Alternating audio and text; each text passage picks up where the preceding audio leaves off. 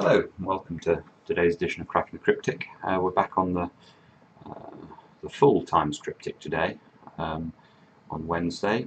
So I'm going to take a detailed look at a few of the clues in this puzzle. This was probably not the easiest puzzle in the world, so if you're relatively new to the times crossword, don't worry too much if this seemed a bit of a brute. I mean, there were some relatively accessible clues. One across, for example, was pretty generous, being a hidden reversal.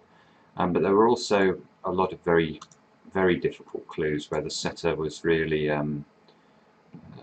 really trying to mislead and doing a good job of it. Let's take a look at 2 down. This was a clue that I came back to about 3 times before I eventually solved it. So, react to pain perhaps, failing to complete delicate catch.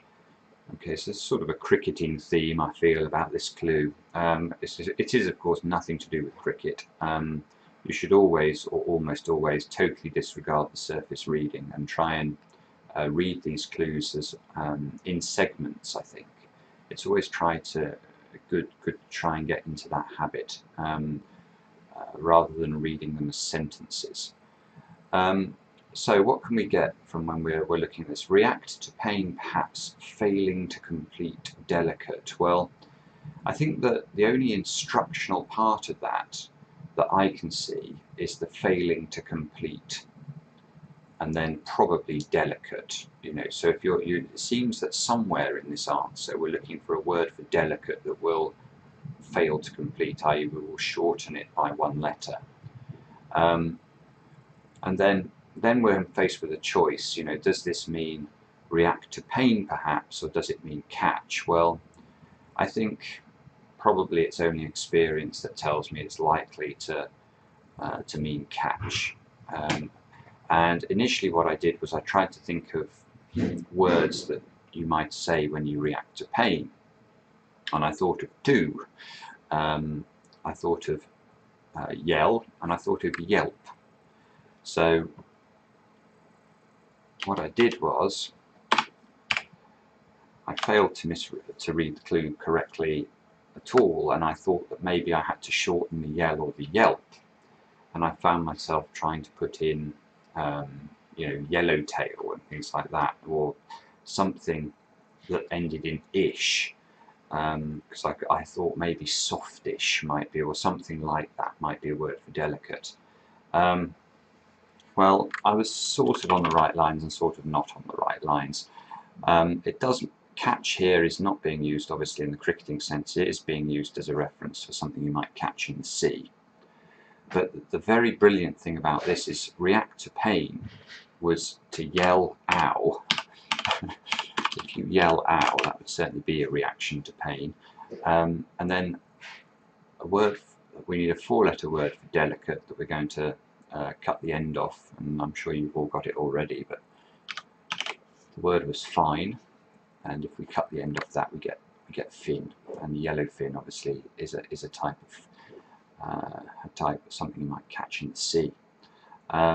So not easy, that one, and well done to any of you that solved it at first reading.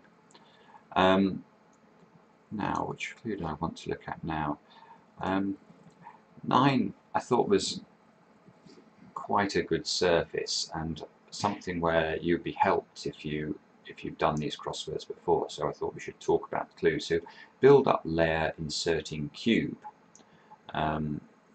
Here the word that I think was essential for me to solve the clue quickly was the word layer, where I'm instantly not thinking about you know, a layer as in a strata.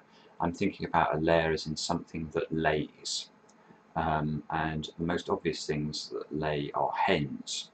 So if you can think of, if you see layer, always think hen. It's a short synonym. We recommend you learn a lot of short synonyms if you want to get good at these crosswords. So let's now read the clue again.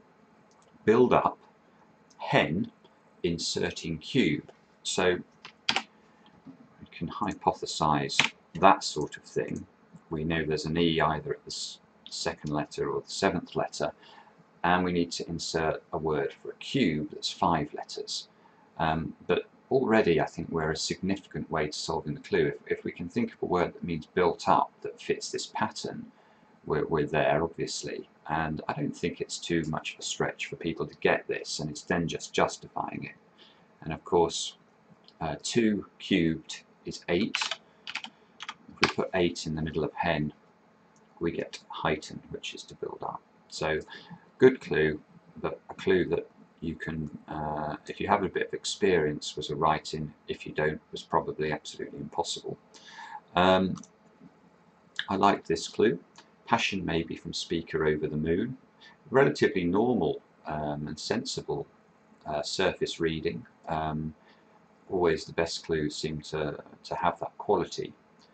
And here what we have to make a decision again. Is the definition passion maybe, or is it over the moon? Because the words from speaker in the clue, we've seen that many times before, but from speaker often in these clues can indicate a homophone, i.e. something that sounds like something else. In fact, as I'm sure the setter knows, he's misleading us there. This is not a homophone. What we need is probably the only, well, not the only synonym for a speaker, but the most common. If you're not thinking about speakers as in tweeters and woofers, you might be thinking of orators. And if you can come up with orator as a speaker as a possible definition here, now it's not so difficult to think of what the passion might be. Oratorio, and over the moon here is beautiful because this is saying over the moon of Io, i.e. over Io. Io being one of the moons of, I'm going to guess, at Jupiter or Mars, I'm not sure. But yeah, over the moon is such a natural expression, but here is being used to indicate that we can put an Io at the end of this answer. Very, very clever. Setter's also clever in 17 down. Raising racket sport with judge. The reason I think this is a very clever clue is that we need to be so careful in how we read it, because the two words racket sport go together very naturally, and so we might be thinking of tennis or squash or something like that, whereas what we actually need to do is to split the clue after the word racket. This answer means raising racket, as in making a din, making a noise, and we then need to put a word for sport with an abbreviation for judge. Now J is an abbreviation for judge, we don't see it that often, but I'll tell you that this does start with the J, so we need a 7-letter sport that we can put on the end of this, and the whole thing means raising racket. Now perhaps the only other tip I can give you about this is to look at the part of speech. So raising racket, it does look like this is going to end in ing. Now given it starts with J, we know the next letter has to be a vowel. So again, you're looking for a 7-letter sport that would fit this pattern. I'm sure you've all got it again, but type it in. Looking at the sport of fishing, angling. So jangling is the answer there. Very nice. Now, what else do I want to talk about? I'll just talk about a few of the acrosses. This clue was an interesting one. Double whiskey formerly had after last of port. Another very good surface. But there is, this clue does give you a chance. Because there is a part of this clue that is very heavily hinting at which side of the clue is the definition. So after last of port, well, I don't think that could ever be considered to be a definition. It just doesn't. I mean, what on earth would it be defining?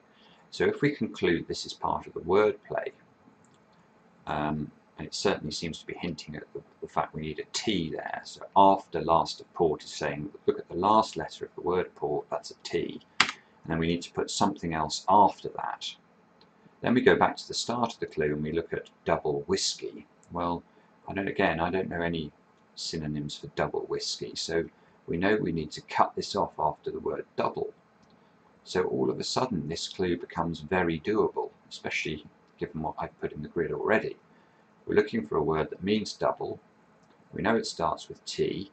Whiskey, well, whiskey does have a few synonyms, but one of the things that I would encourage everybody who is learning to do the Times crossword to do is to look at the international radio alphabet and learn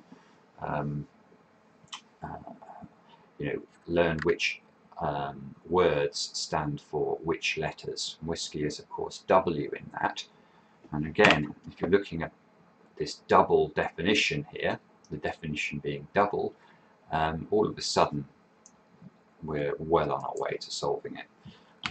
Twofold being the answer, with formerly had being of old. And we'll do two more. This one was brutal. Let's assume that you're not familiar with the Italian dramatist in question. I don't think it's a modern Italian dramatist. So we have to get this from the wordplay. So performing one at the end of the Archers ? Interesting to see here that the setter does use a question mark because of the at the end of the clue, to indicate we're probably not looking at the Archers radio program. We're looking at something other than something else, which is being used in a pun. Whereas take a look at 7 down here, where current unending depression around White House. Now, White House again is capitalized here, implying this time that there's no question mark there. So it definitely seems to be indicating we should be looking at the home of the President of the United States of America, whereas in fact we're not at all here. The answer here is igloo, and around White House was the definition, which I think the capitalization there is a bit misleading, and I think I would have preferred to see a question mark at the end of that clue. Anyway, that gives us another letter for our 12 across dramatist. So how do you get this? Well, performing one, I think there are 2 possible ways of reading that. Performing could, I think, be an anagram indicator. So we could be looking at an anagram of the word one at the end of the Archers, whatever that means. Or if you're performing, you're on the stage. So the other alternative, which I think is preferable, is to think performing one could be that sort of finish. This certainly looks like it might be the end of an Italian name to me. So when I was looking at this clue, I was thinking about this, and it was simply a case of trying to work out what the end of this clue meant at the end of the Archers. And this is absolutely brutal, frankly, because the natural reading of this is that we're putting the words, or putting the ONI here at the end of a 4-letter word for the Archers, whatever that means. Maybe it's a reference to star signs or William Tell or something like that. Whereas actually you need to read this as you're putting the ONI next to the end of the Archers, i.e. what the intention of the Archers is, what they are aiming at. And Archers, obviously they aim at targets and bullseyes, and part of the bullseye, the most valuable part, is the gold. So the end of the Archers is the gold, and there is an Italian dramatist called Goldoni. So that is the answer to that clue. Well done, sincerely well done if you solved that. If you wrote it in without any thought, then fair play to you. That will have saved you a number of minutes over some very good solvers. Very, very good surface, totally fair, just very, very hard. Finally, let's take a look at 13 across. Actually, no, I'll just talk about 18 across as well. Quite unusual to see such a literary reference. So, Grey Governess of Acton. Now, this is a reference to the fact that I think it was Anne Bronte, whose pen name was Acton Bell, and she wrote Agnes Grey. So, you know, that is a bit of trivia knowledge almost there that you needed to solve that clue. Without that, that clue would not have meant much to you. Quite an old style Times crossword clue actually there. You don't tend to see such heavy literary references without sort of explanatory wordplay, certainly in the modern times. So finally, a consequence of murder's scream. Again, nice surface, and this one we needed to, it means a consequence, and then murders here. He murders somebody, he offs them. It's quite an American word, to off, or the verb to off, but yeah, offs is being used like that here. And then a scream isn't a shout here, it's a hoot, somebody who is amusing. And offshoot, of course, being a consequence. So we've done about 6 or 7 really excellent clues that appeared in this puzzle today. It's a very good puzzle, not easy at all. And yeah, I hope it's useful to run through some of those harder clues and explain them in more detail. So we'll be back either tomorrow or later today. I might do a Sudoku video if I get time, and we'll see you then on Cracking the Cryptic. Thanks for watching.